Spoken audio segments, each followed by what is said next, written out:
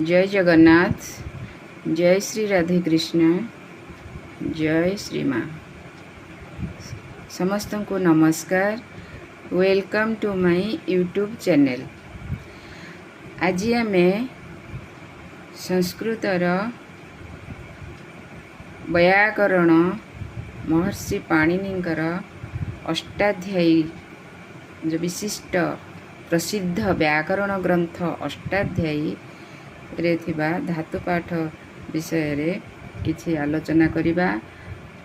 लकार विषय रे आलोचना करिबा। धातु बा क्रियापद हेले हमकु लकार आश्रय नेबाकू पड़ी थाए।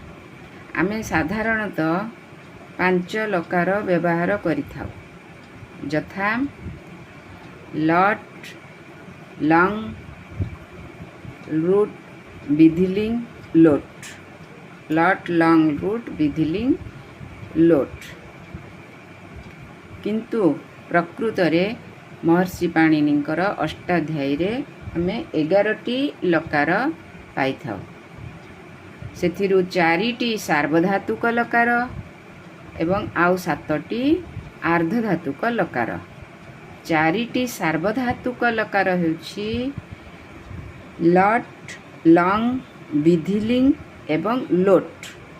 लट, लंग, विधिलिंग एवं लोट एही 4टी लकार हेउछि सार्वधातुक लकार एवं आउ 7टी लकार रहिला आर्धधातुक लकार। सेगुड़िक हेला लिट, लुट, रूट, लेट, आशीर्लिंग, लुंग एवं लृंग।